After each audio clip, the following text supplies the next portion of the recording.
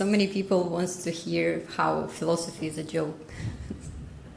But I do truly believe for some time now that it actually is a joke. So this is what I'm going to talk about today. And to introduce myself, I consider myself belonging to those two traditions, which is depressive realism, which is a hypothesis mostly developed in psychology, in contrast to conventional psychology, which is positively oriented, which claims that depression might be not distortion of reality, how we normally believe and conventionally accept reality, accept what is depression now in our therapeutic society. Unlike this conventional comprehension of depression, depressive realism believes that depression is kind of opens up reality of the world, gets you in touch, if not depression, at least sadness, so those negative effects. And philosophical pessimism is the worldview that emphasizes the suffering, talks about how everything is horrible, how there is a suffering, and it constitutes the meaning of human existence, or rather there is no meaning to human existence. But whenever I start a talk of introducing myself and claiming that I'm depressive realist and philosophical pessimist, the rest of my talk I normally would claim the opposite. So this is what I'm going to do today too. Normally the problem for me with those two traditions to which I belong or consider myself belonging is that with depressive realism that it's not depressive enough somehow, and philosophical pessimism is not pessimist enough. Or I would, for example, claim that both of them are not feminist friendly, and it also makes them not depressive enough and not pessimistic enough. But today what I would like to talk, the way I would like to disprove that I belong to these traditions is that they are normally perceived as something really serious. And if you talk about comedy or funny things or laughter, you normally don't associate those traditions with laughter. They're not funny, they're supposed to be serious. And for me, this is a problem. That's one of the things that makes them not pessimist and not depressive enough. Might sound strange, but the rest of the talk is going to be even more strange. So, depressive realism, obviously, depression for us seems like something opposite to laughter and comedy and humor, and pessimist philosophy, same thing.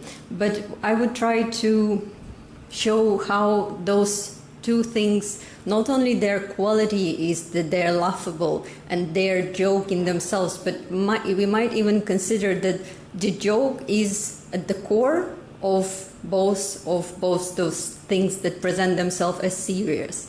So there is the laughter, and on the other hand, laughter itself might be tragic, like the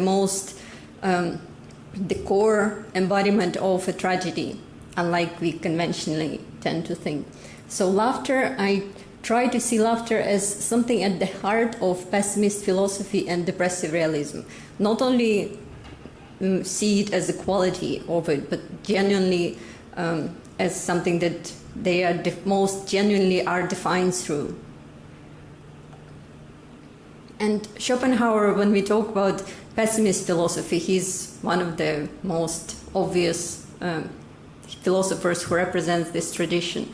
And just in general, to show you what pessimist philosophy is about, it's represented more or less in this quote, where he talks, and in general, how pessimist philosophy works is that it doesn't provide a function of consolation, which I agree with Schopenhauer. And for him, it's the opposite to religious doctrines, for example, who are all, at least if we simplify their goal, they're all providing consolation, the path to salvation, or certain doctrine to clarify the world. And in this comprehension, philosophy is opposite to priests, what priests do, and it has no function of consolation. And I do agree with Schopenhauer when he claims that. And in general, his philosophy is represented more or less in this passage where he claims that human beings are not meant to be happy, which stands in direct opposition with what we tend to believe today, and what psychology tends to believe today is that somehow we are naturally cheerful, naturally happy, and if we are not, then something went wrong, and psychologists know how to fix it. First, they know what is the normal human being, and then they can bring you to this ideal. But for Schopenhauer, and this is what pessimist philosophy is about, that we're not meant to be happy. This is not in a script. There is no higher power than just testing you, for example, and has actually the way for you, except for this negative things that happening in your life are just temporarily obstacle to the something better is coming. So Schopenhauer takes all of it away from you and claims that there is no hope, there is no meaning to life, you're not meant to be happy, there is no design, the universe is not designed that way to make you happy. It's not in a script. Even though, to be honest, Schopenhauer still preserves a hope for other species to be cheerful, which I don't think is you cannot limit, in my view, this negativity, the pessimist worldview to just people. But nonetheless, there is the opposite comprehension of how the universe is existing, not designed, because it's not designed, just meaninglessness, no one cares about you, and you're just going to die, and that's it. This quote, I find it funny, even though it's quite sad and funny at the same time, where he talks about death as a friend. And it's funny in context of Schopenhauer, because even though on paper, in his writing, he appears a good person, ethical, talking about the necessity of empathy because of the situation, of our tragic situation of the existence. But in reality, he wasn't the good person, he was even a horrible person. And something funny about the fact that at least death is his friend. But nonetheless, death can be seen as the only possible salvation, just the whole thing will end. That's the maximum salvation that you can get within this comprehension within the pessimist philosophy and this kind of comprehension of the world.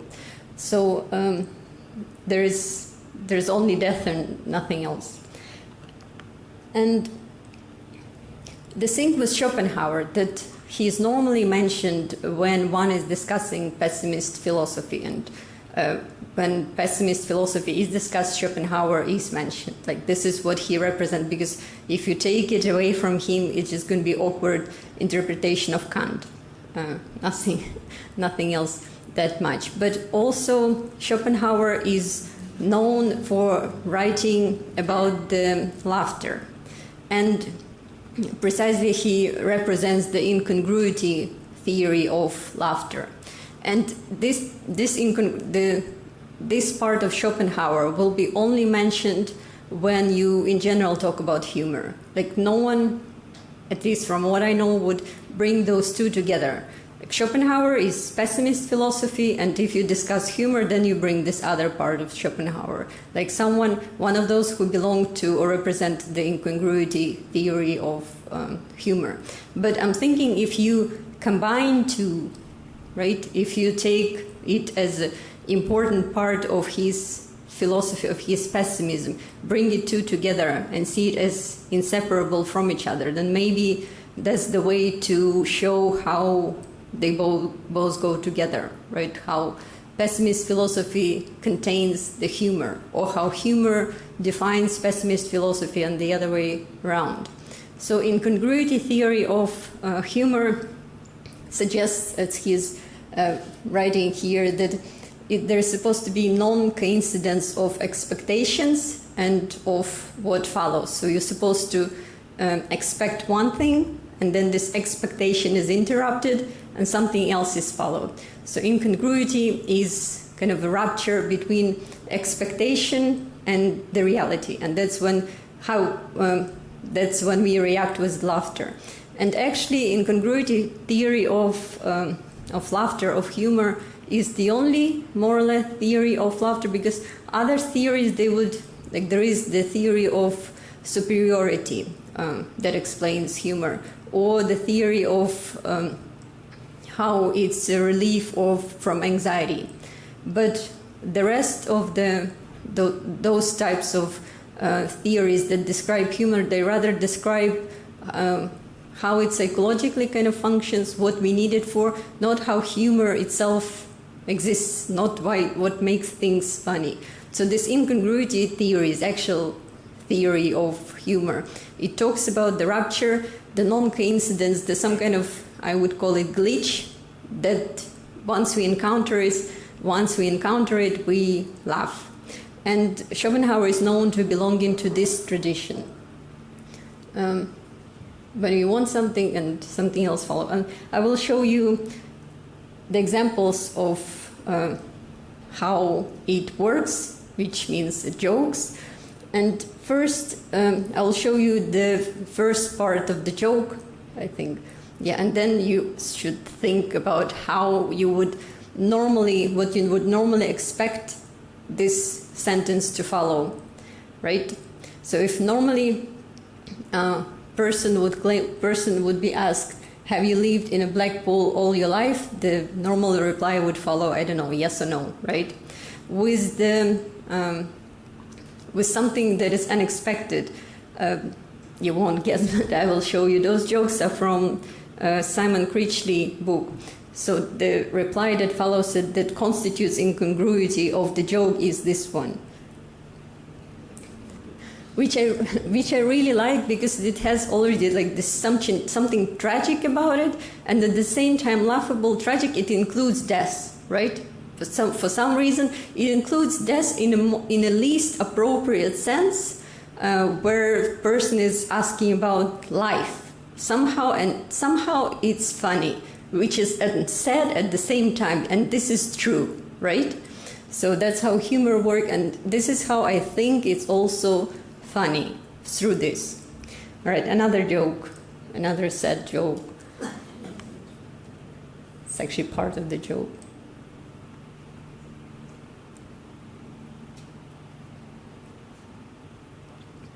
So I'll ask you to guess, not to say, just to guess what will follow, especially in contemporary culture, when we encounter this kind of stories, and especially when we encounter it in our lives, like something that, some kind of suffering, or suffering in childhood. What we expect is that the position of a victim, right, that to further elaborate on the suffering, how this suffering, for example, make your life worse or something like it. And you start with the childhood and then you elaborate on the suffering. But this joke proceeds in that way.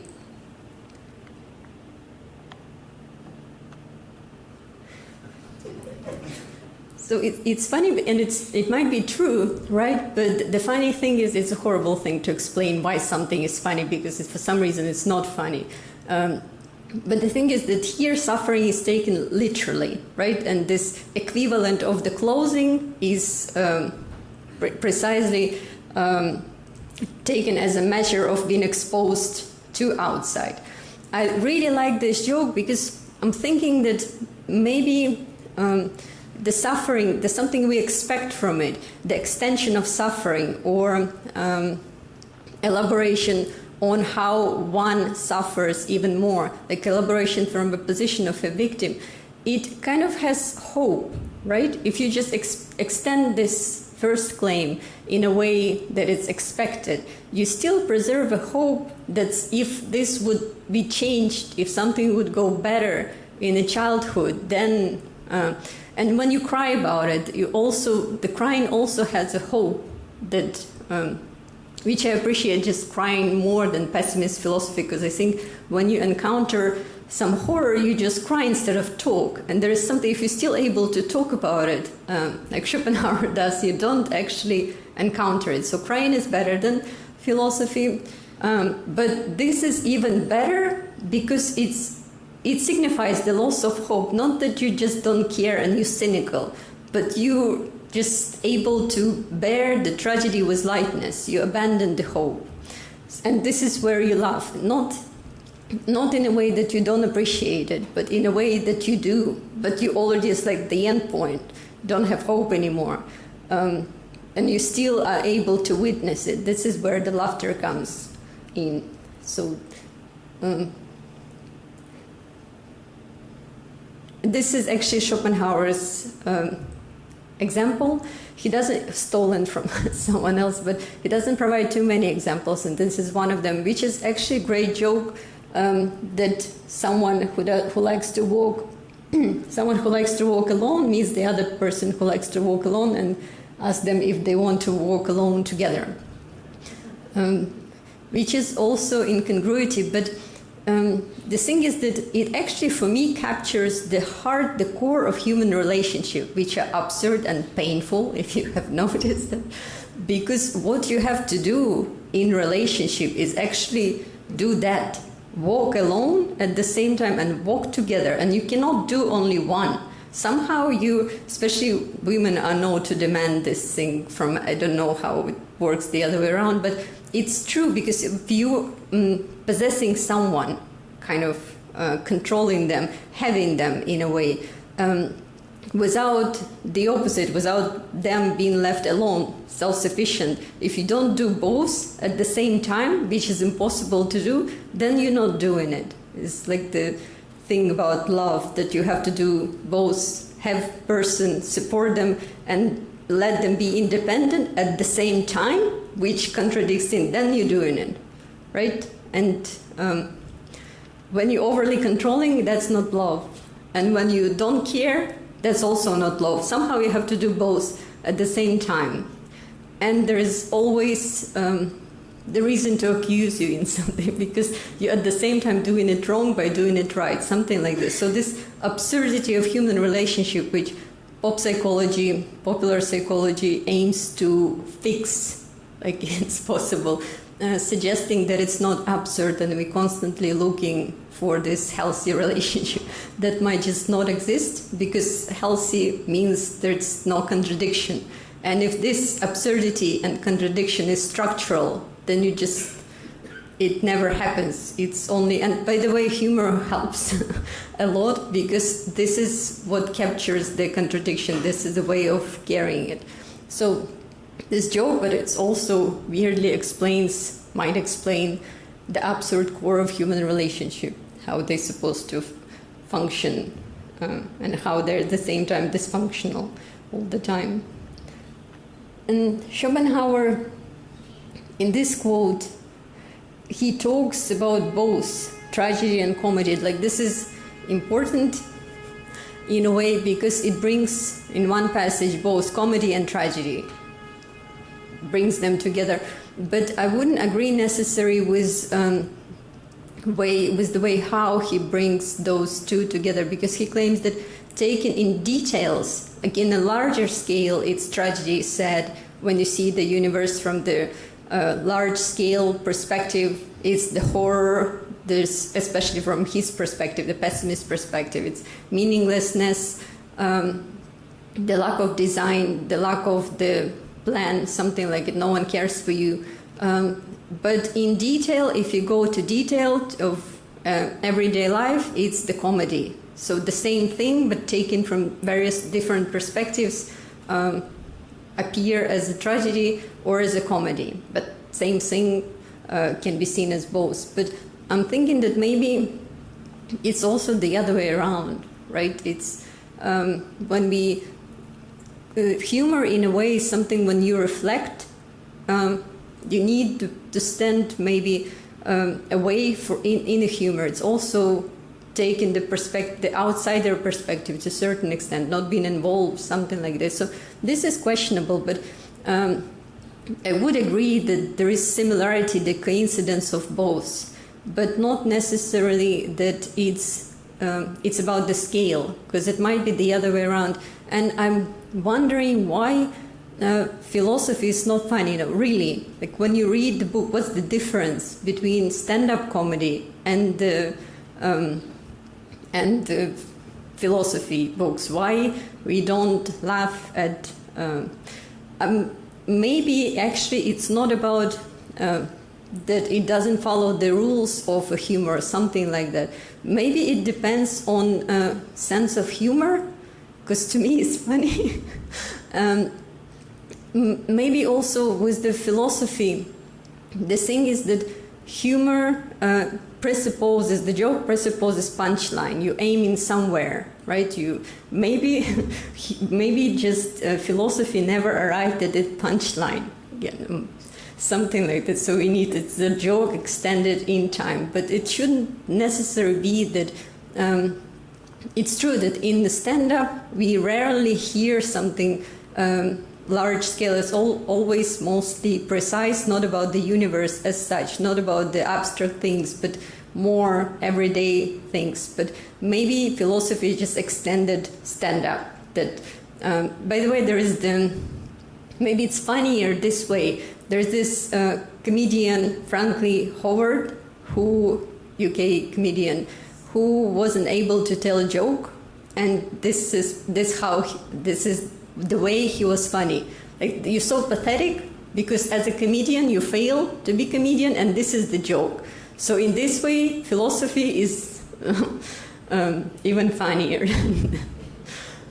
Right. So laughter as tragic.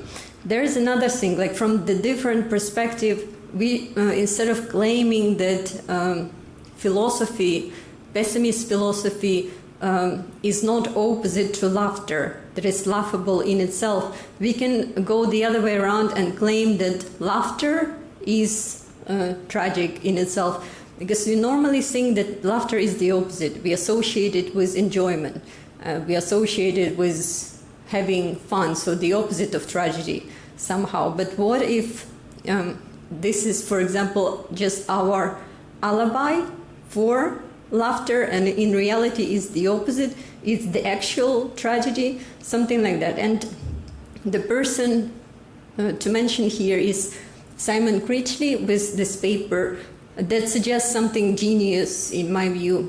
He claims that tragedy is not tragic enough, and only comedy is truly tragic, which I agree with.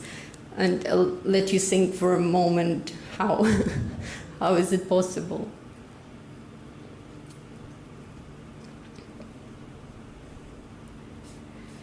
So now I'll tell you how. So for him, he starts in this paper talking about post-Kantian philosophy. The post-Kantian philosophy is the starts to take this tragic stance, talking about mortality, how we're all going to die. Especially he's mentioning Heidegger a lot, and for Heidegger, we are all these creatures that are thrown, human existence, which is Dasein, we're thrown in the world without anything planned for us.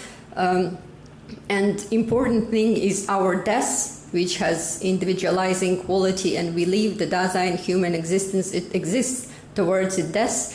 And with Heidegger, he suggests this ethical ideal of us embracing death, of us acknowledging our death instead of trying to escape from it in the everyday life. But Simon Critchley claims that it's not this tragic stance represented by Heidegger. Also, he doesn't talk about Schopenhauer, but we can say something about something like that about Schopenhauer. So the problem with this stance, embracing mortality and suggesting it as the ethical ideal of Heidegger, it was authenticity. For authentic existence, authentic being, you need to embrace, so to say, death, instead of escaping it as your core, something important. So he suggests this ethical ideal. And for Simon Critchley, he claims that if you have something, he calls it tragic heroic paradigm. And instead he suggests comic anti-heroic paradigm or anti-authentic. If you get authenticity, or if you get the tragedy of if you get the badge of a tragic hero, it's not tragic enough. You're still getting something. It's still seen as elevating, or you see yourself as better than those people who never embraced the death.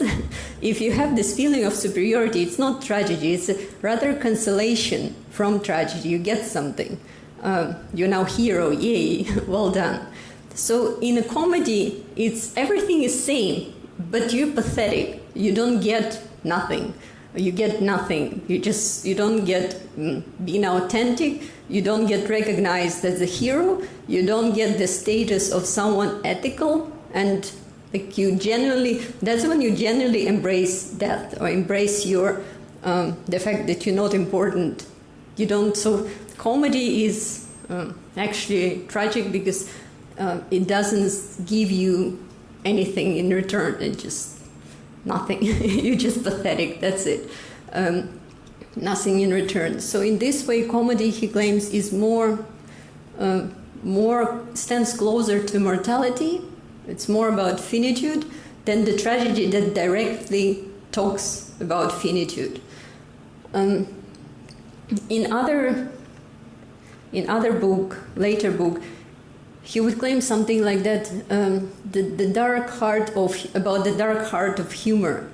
And associating humor with melancholy, because the dark heart, the black sun is talking about black sun, and black sun is the symbol of melancholy. So he suggests here, he never develops this thought that much. He just talks about black sun in a context of a humor. And it suggests, if one would actually develop it, it suggests that at the core of humor, at the heart of humor, is a tragedy. It's not the opposite. It's not a way of dealing with the tragedy and the relief for tragedy. By laughing, through laughing, you actually touch the tragic core. And this black sun symbol is something that I really like.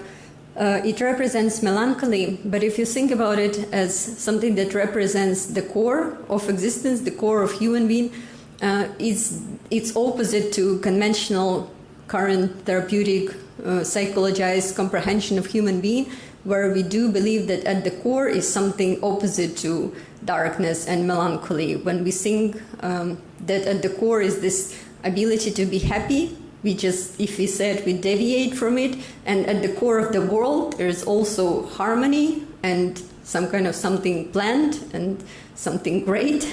But if at the core is this sadness, or rather something we react to as sadness and feeling of meaninglessness, then it's the opposite perspective. That's why the black sun can be seen as a symbol of pessimist philosophy, for which is the opposite. At the heart of, so to say, of existence of a human being is just something we react to with sadness and depression. So if we think about humor as somewhere there, coming the closest to the black sun, touching it. And it's interesting because humor, when we laugh, it's the ha-ha sound, right? It's not even words. So we might say that that's the collapse of language, the convulsion, which I would talk about poetically as a convulsion of death. Maybe it's too much. But there is this loss of words, loss of ability to explain, and the collapse, the ha-ha sound might just represent the collapse of ability to explain. So coming closer to this dark, meaningless sun, and glitching with the universe, something like it. Also, Nietzsche is the person who likes Schopenhauer, and also brings together laughter, comedy, and the tragedy, claiming that human alone can laugh, and human alone suffers the most. And for this reason, because we suffer the most, we had to develop laughter. It's precious in terms that, again, it brings laughter and suffering together, because one of the basic claims, the central claim of pessimist philosophy, is that human beings suffers the most. Be a kind of mistake of nature, or something went wrong in us and we just suffering, or maybe we shouldn't even exist. We suffer so much. So our heart is not harmony, but just mistake. My problem with pessimist philosophy is that it's anthropocentric and it talks about human. It's precisely talking about human, and it preserves the cheerfulness or harmony for the rest of nature, which I wouldn't agree. I think it's too much to preserve it for humans. I rather claim that it's universal, and when we feel depressed, maybe, or some kind of negative effects, that's when we most see reality clearly. This is the statement of more clearly, the statement of depressive realism. But I would also extend this thought that reality, it means that if you see reality clearly, this is how reality, the world is, right? So it's not our sadness. This sadness is getting in touch with the universal something sadness. But nonetheless, here, and laughter also something like that, you get in touch. It's not that your personal reaction, we overemphasize the individual as kind of separate, autonomous, something that, and try to figure out what is going on in our minds and the individual qualities. But maybe laughter in a similar way is getting in touch, not your individual reaction, but getting in touch with the absurdity of how the world is, not just you as an absurd person touching the core of your absurd self and laugh. You just maybe laugh with the universe. Maybe universe is tragic and it's laughing, something like it. So here in Nietzsche, it's still problematic because he does bring those together. See laughter and suffering as necessarily going together in a way, but at the same time he still sees laughter as a relief, as something you need to compensate kind of for the tragedy. And maybe it's the other way around, actually. Maybe laughter is not that it's specifically human, just like I explained right now. It's not necessarily specifically human. It might be the adequate reaction to the world that is like that. But we can also sing about tragedy the way Simon Critchley suggests as a compensation for the other way around. There's a compensation for this absurdity that doesn't have words, that just have convulsion of laughter. Is the compensation in terms, for example, this well done, you're authentic now, better than others in Heidegger's perspective, or like this heroic, or the very ability to develop it into words, to publish books about it, and also get prize for publishing books. Like in laughter, you don't get recognized, and you need to compensate, developing it into. In this very activity, this way, the very activity of writing about tragedy is funny, because why instead of crying, you're writing, right? There is something funny about it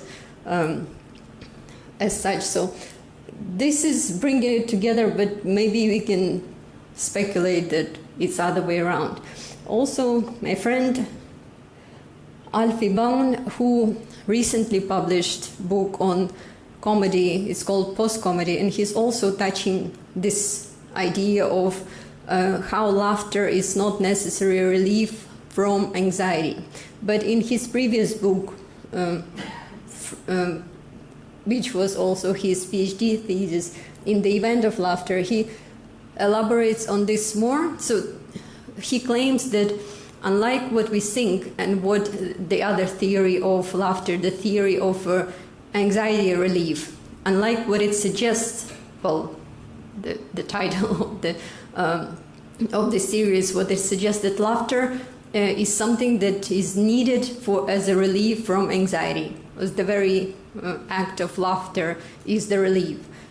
So he claims that on the contrary, it's the other way around. You never get relief from anxiety, that laughter is getting in touch with your anxiety. It's operating within the space of anxiety. So it's not a relief, it's the anxiety, maybe as alibi, retroactively we think about it that way, that it was a relief. But maybe we just need to protect ourselves from something. So this is what he claims, that it's kind of a theory of the relief of anxiety, but the other way around. There is not a relief, that it's anxiety inducing, so it's still dealing with anxiety or coming closer to the core of anxiety.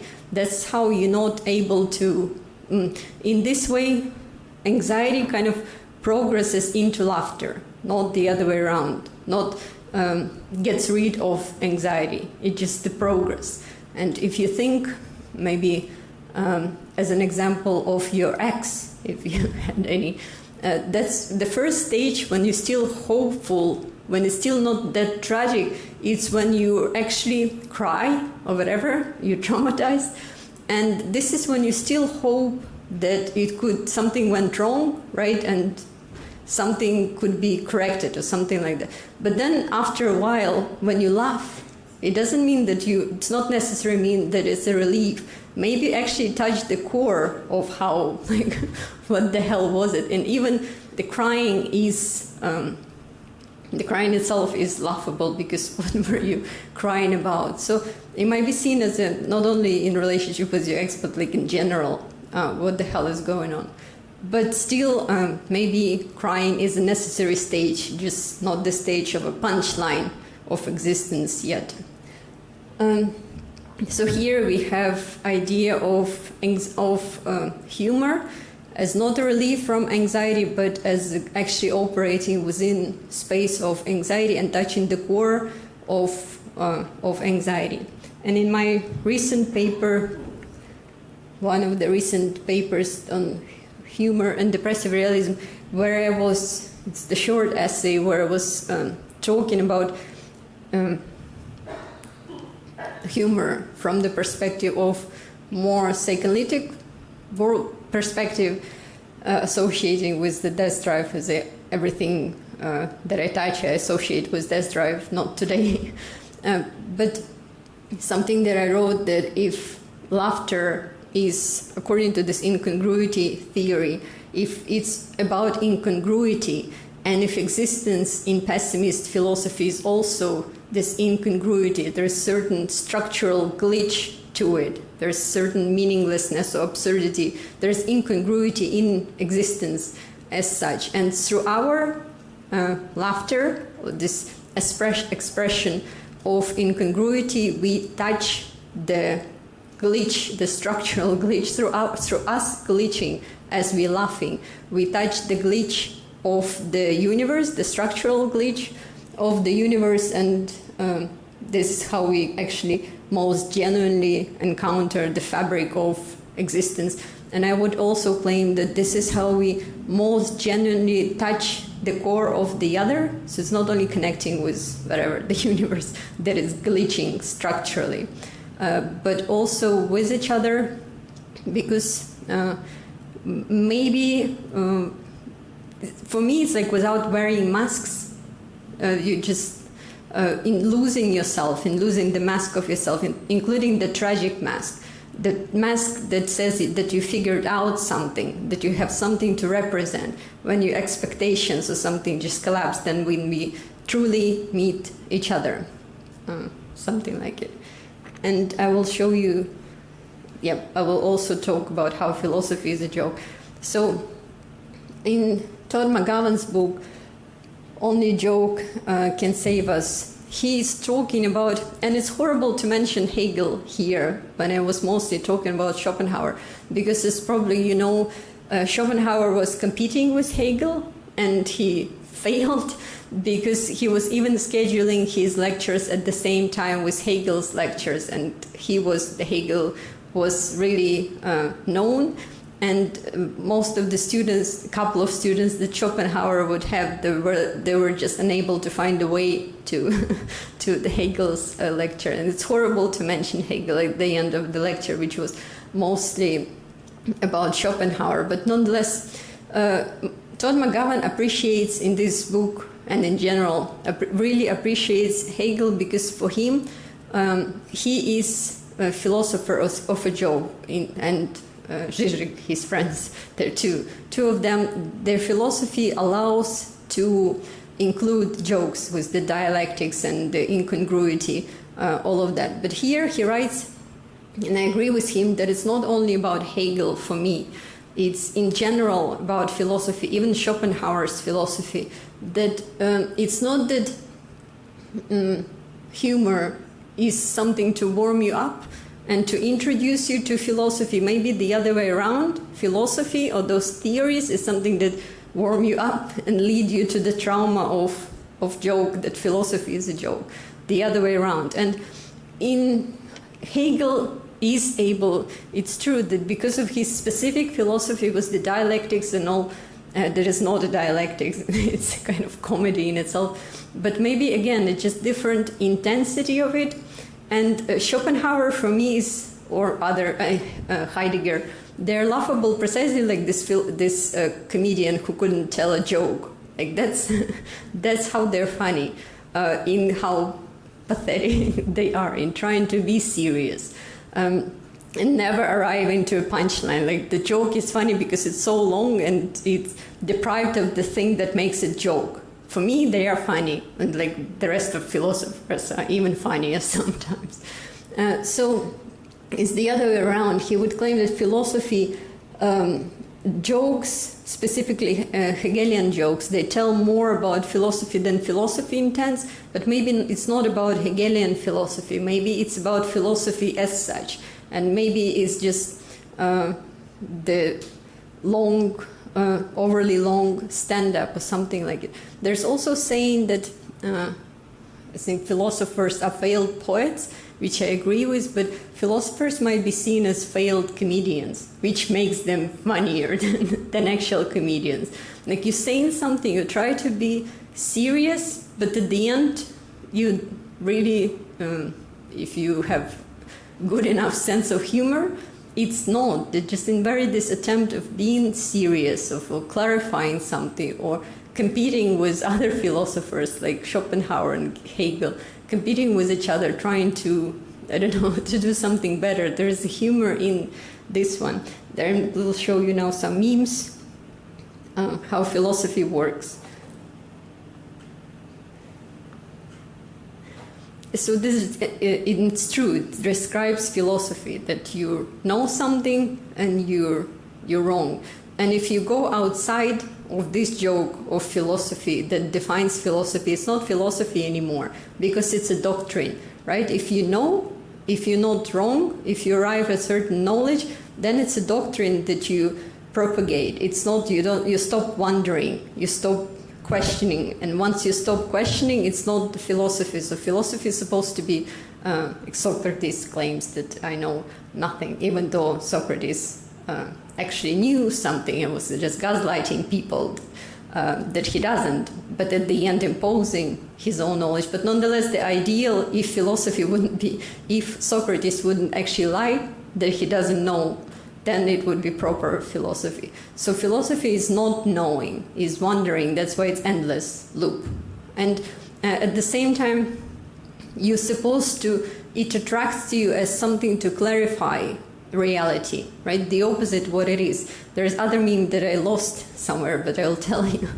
It's when there's the scale of someone going to philosophy, and you know this type of memes where a person gradually turns into a clown. The first line starts that I want to know, understand reality better, and then it's gradually just turning into a clown because he turns into philosophy for that. So philosophy works, it attracts you because it promises you something it's precisely not able to deliver. And if it's able to deliver it, it's not philosophy. I was mentioning this joke already before the talk that when I graduated philosophical faculty, as a joke we were told that now it's even harder to find job than without this diploma in philosophy, which turned out to be true. But the fact that the thing is that it's not only about the job, it's about what philosophy itself promises, because it doesn't deliver it. And if it does deliver it, you're not philosopher. There's another meme that is good to show the incongruity theory.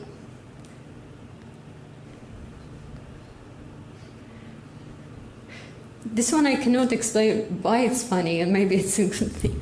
But there is something in opposition. I see it as a critique of self-help culture, and I see it as the actual embodiment of self-help culture. We all know how to do things, but somehow we're failing, even we know things, how to improve one's life, and we do even, we employ some kind of effort in order to improve our lives, but somehow this is what happens as a result. There is other meme.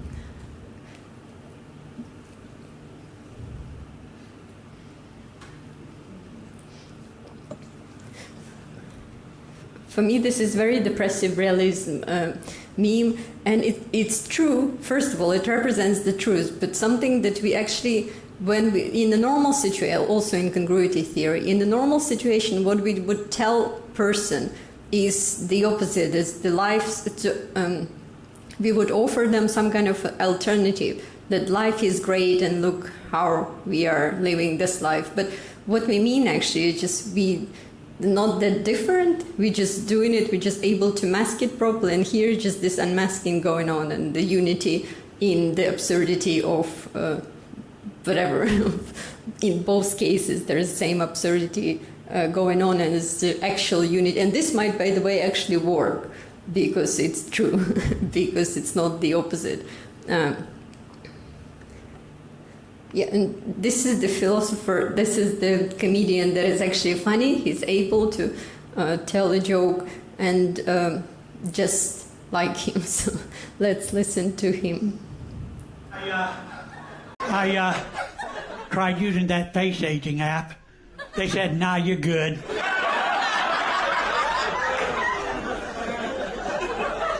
So I was arrested, pled guilty. For my community service, I left the community.